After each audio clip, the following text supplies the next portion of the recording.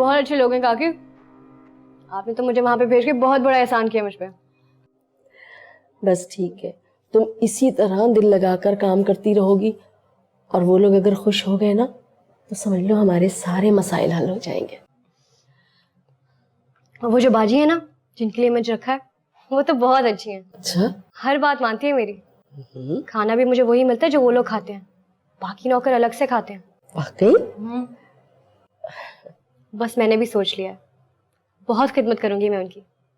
उनके शौहर भी बहुत अच्छे हैं और दादी तो सबसे ज्यादा अच्छी हैं।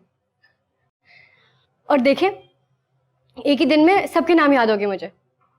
सबसे बड़े अशर साहब, फिर यासिर साहब, फिर रमशा बीबी, फिर समरा बीबी और रमशा बीबी के बेटे वलीद।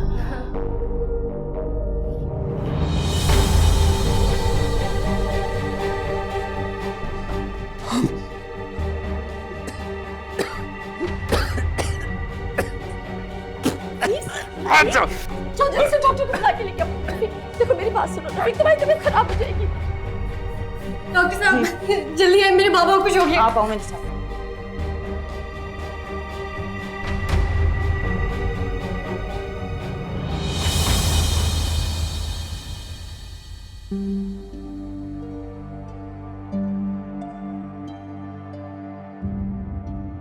रमशा, तुम यहाँ क्या कर रही हो?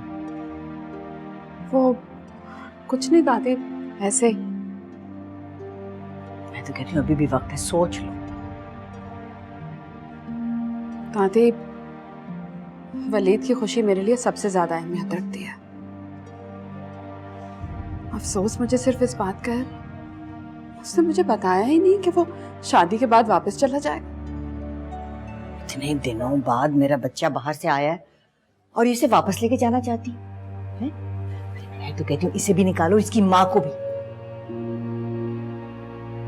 अभी निकालने जा रही हो? ये दादी किसी को नहीं निकाल रही, खाना निकलवाने जा रही हूँ।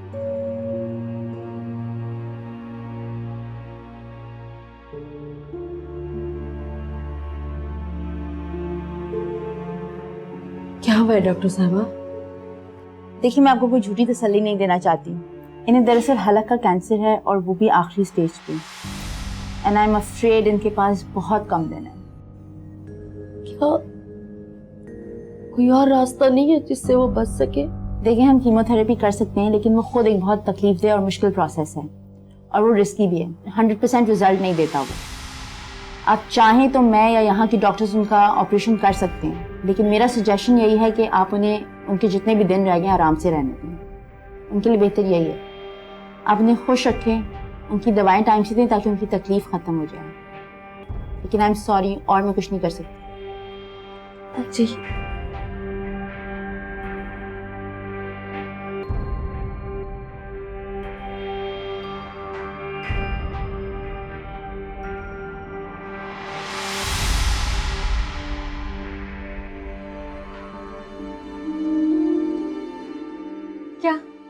क्या हुआ? क्या कहा डॉक्टर ने? कुछ नहीं, कह रही थी कि ऐसा होता है, इलाज होगा तो ठीक हो जाएगा। तो फिर आपकी शक्ल इतनी उतरी हुई क्यों है? कुछ नहीं बेटा, कोई बात नहीं है। भला मैं तुमसे कोई बात क्यों छुपाऊंगी? सब ठीक है बेटा। और क्या कहा उन्होंने?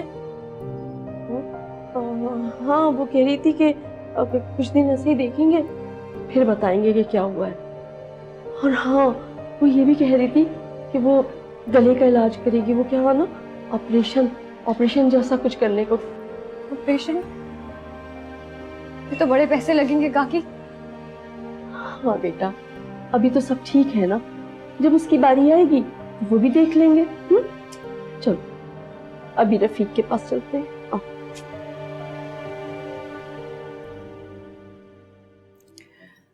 आपकी फैमिली कुछ बड़ी नहीं है?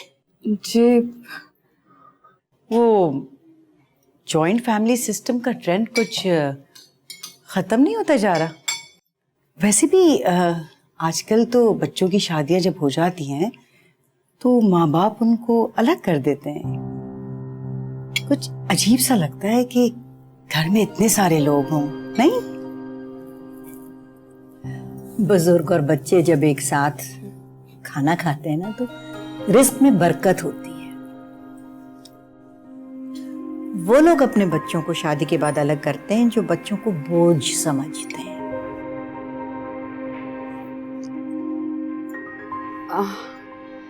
हाँ, लेकिन वैसे वाकई ट्रेंड अब बदल रहा है काफी। माँ बाप नहीं चाहते कि बच्चे साथ रह जाते हैं, इंडिपेंडेंट हो जाएं, और बच्चे भी यही चाहते हैं कि माँ बाप उनकी जिंदगी में इंटरफेयर ना करें। जी बिल्कुल।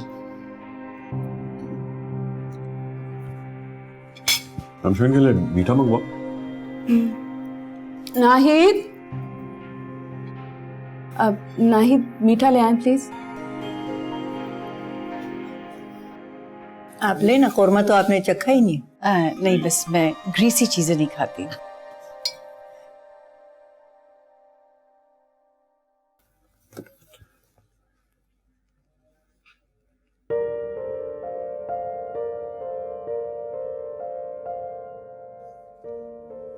क्या बात है, आजकल बड़ी खुश दिखने लगी हो।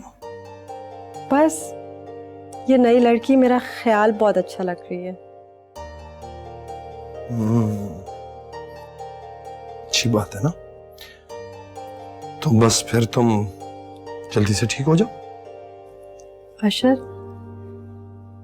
अगर अभी हमारी लिशपा होती तो इसी उम्र की होती ना।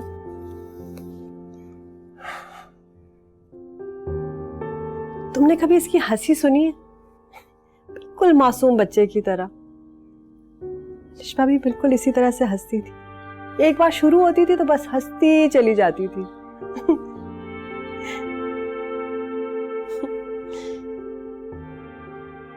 अशर, मैं तुम्हें बताती थी ना कि लिशपा मुझे मिलने आती थी। जब से ये लड़की आई है लिशपा नहीं आई मुझे मिलने। तुम्हें पता है सिमरा, तुम्हें इस तरह खुश देखकर मुझे बहुत खुशी होती है। बस अब ये लड़की यहां आ गई है, I'll make sure कि वो कहीं ना जाए। वादा? पक्का वादा। लेकिन एक वादा तुम्हें भी करना होगा कि तुम जल्दी से ठीक हो जाओ। ओ फॉर इतनी बातूनी है ये, तौबा। एक बार शुरू होती है तो बस बोलती जाती है, लेकिन बहुत फनी है। अच्छी बच्ची है।